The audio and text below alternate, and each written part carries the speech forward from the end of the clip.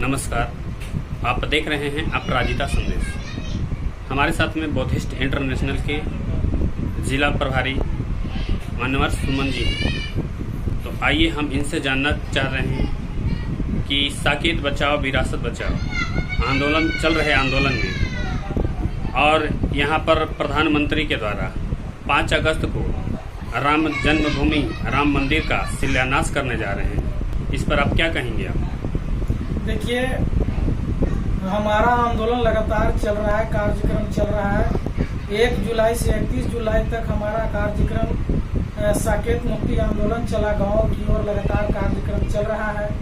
और प्रधानमंत्री जी जो है से कि इस पर आप कह रहे हैं कि शिलान्यास करने जा रहे हैं, तो सरकार इनकी है। ये संविधान को मानने वाले लोग हैं नहीं, कानून को मानने वाले लोग हैं नहीं। सरकार इनकी है, सरकार में बैठे हुए सारे पदाधिकारी इनके हैं, सारा पदाधिकारी इनका है। ये अपना जो चाह रहे हैं सो कर रहे हैं, संविधान को मान नहीं रहे हैं, कानून को मान नहीं रहे हैं। और ये सारा वो कानून का उल्लंघन करने, संविधान को उल्लंघन करने का पावर जो है इलेक्ट्रिक वोटिंग मशीन से मिल रहा है। क्योंकि जनता के पास तो इनको वोट लेने के लिए जाना नहीं है। अगर जनता के पास इनको वोट लेने के लिए जाना हुआ होता तो ये संविधान को उल्लंघन में चल करके, भारतीय कानून को उल्लंघन में चल करके, ताक पर रह करके नहीं चलते। ये संविधान और कानून के अनुसार ही चलते। लेकिन इनको वोट तो जो है जनता से लेना नहीं है। ये अपना ईवीएम मशीन लगा के रखे हैं और ईवीएम मशीन में अपना वोट भर लिया, अपना जो चाह रहे हैं सो कर रहे हैं, अपना जो चाह रहे हैं सो कर रहे हैं। कैसे तो कहावत है कि धान सूख रहा है, कौवा टटरा रहा है। इधर लोग लाख कुछ बोल रहा है, उनको प्रभाव नहीं पड़ रहा है। न पड़ने का कारण ये इलेक्ट्रिक वोटिंग मशीन है। ये जो ईवीएम मशीन जब हट जाएगा, बैलेट पेपर से चुनाव होगा, उस समय ये अपनी ताकत दिखाएं कितना इनको जनता चाहती है। अब बात रहा कि जो है से मंदिर बनाने का, तो मंदिर एक निर्जीव पदार्थ है, यह निर्जीव है। उसमें लोग आस्था के आधार पर, अपना भक्ति भावना के आधार पर लोग जाते हैं। तो इसमें जो है से कि वो मंदिर बनाने के लिए बना लेंगे। जब हम जागृति कर रहे हैं, गाँव में जाकर के जागृति कर रहे हैं कि वो राम जन्मभूमि नहीं है, वो साकेत बुद्ध विहार है। वह जो है से कि वहाँ पर 3000 भिक्षुओं को रहने की जगह था एक समय, और दुनिया का सबसे बड़ा व्यापार केंद्र था। 70 एकड़ में फैला हुआ था। 70 एकड़ जगह की आज भी बात होती है। तो हम जब अपने लोगों को जगा देंगे, समझा देंगे बात को कि वो हमारा चीज विरासत है, इंटरनेशनल नेशनल विरासत है, हमें राम जन्मभूमि की ओर नहीं जाना चाहिए, हमें साकेत बुद्ध विहार की ओर जाना चाहिए। हम बुद्धा की ओर ले चलेंगे लोगों को, बुद्धा की बात को समझाएंगे, तो मंदिर में लोग जाना आना छोड़ देंगे। तो जाना आना छोड़ देंगे तो मंदिर ऐसे ही विराम पड़ जाएगा।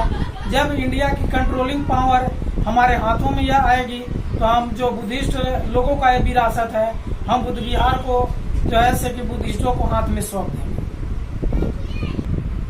दूसरा सवाल है कि इस कोरोना काल के वैश्विक महामारी में प्रधानमंत्री और तमाम सरकारें, तमाम जितना भी ये धार्मिक संगठन वाले ये मंदिर बनाने में ही व्यस्त हैं, और लेकिन इस कोरोना काल के महामारी में लोग मर रहे हैं।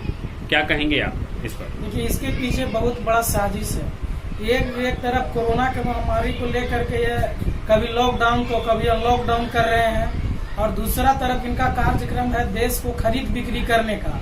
और खरीद बिक्री के जो मामला है, इसको छुपाने के लिए और अपना पब्लिक सपोर्ट लेने के लिए ये अयोध्या के मामला पर जोर दे रहे हैं, मंदिर बनाने पर जोर दे रहे हैं।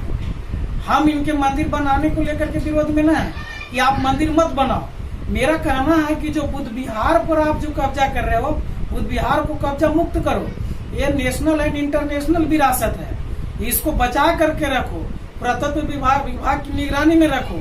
आपको मंदिर बनाना है, भारत में बहुत सी जगह है, कहीं भी आप बनाओ, लेकिन जो ये बुद्ध विहार है, बुद्धिस्टों का जगह है, आप इस पर ही बनाने में क्यों अड़े हुए हो?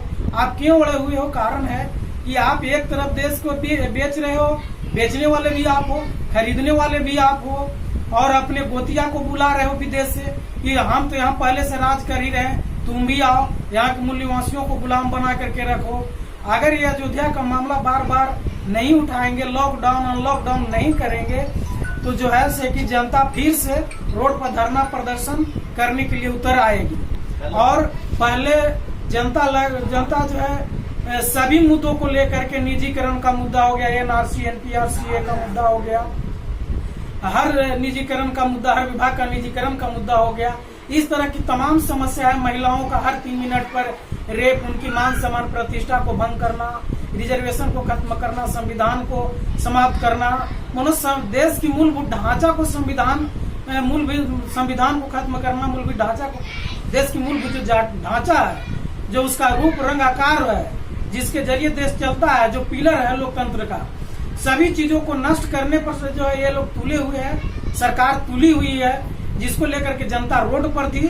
और रोड पर रहने के कारण सरकार जो बीजेपी की है, सरकार जो है ईवीएम घोटालेबाज सरकार, जो ईवीएम के आधार पर अपना फैसला करती है, चुनाव जीतती है, ये गिरने वाली थी। बीजेपी की सरकार चलने वाली नहीं है। अगर अभी अनलॉकडाउन हो जाए, फ्री हो जाए सब कुछ, तो फिर से भारत की मूल निवासी जनता सड़कों पर उतरेगी, धरना प्रदर्शन करेगी, अपने मुल्क को बचाने के लिए, कंट्री को बचाने के लिए, देश को बचाने के लिए, अपनी मान सम्मान सुरक्षा जीवन को बचाने के लिए फिर से धरना प्रदर्शन पर उतरने की तैयारी में लगातार जो ऐसे कि लोगों के मन ही मन ये विषय बना हुआ है, जिसको लेकर के कभी ये लॉकडाउन तो कभी ये अनलॉकडाउन, कोरोना का बहाना ले रहे हैं, हथियार बना रहे हैं। कोरोना में जांच करते हैं, रिपोर्ट पॉजिटिव लाते हैं, फिर क्वारंटीन करते हैं, और क्वारंटीन करने के बाद में जो है से कि उस 3 दिन के बाद 4 दिन के बाद उनको रिपोर्ट बनाते हैं कि निगेटिव, और उनको माला पहना के कहते हैं कि कोरोना वायक हो गया, ये कोरोना की लड़ाई से जीत गए। अरे भैया, जब कोरोना है, कोरोना की कोई वैक्सीन नहीं बना है, कोई दवा नहीं बना, तो उस व्यक्ति को ये कोरोना की बीमारी ठीक कैसे हो गया? ये ड्रामा बहुत बड़ी लंबी साजिश है। देश को खरीदी बिक्री करने में भारत की मूल निवासी जनता सड़कों पर उतर गई थी रोकने के लिए, और इनको घर घर में रखने के लिए, देश को खरीदी बिक्री करने के लिए ये चाह रहे हैं कि हमको कोई अड़चन न डाले, इसलिए कोरोना को एक हथियार बना करके इस तरह के कार्यक्रम कर रहे हैं। और पब्लिक समर्थन लेने के लिए, अपने जनता को अपने पक्ष में रखने के लिए, कभी अयोध्या का मामला, तो कभी भारत पाकिस्तान की मामला, तो कभी नेपाल भारत की मामला, तो कभी चीन भारत की मामला, ये इस तरह से करते रहते हैं, करते रहेंगे, और इस तरह से जनता को परेशान रखेंगे।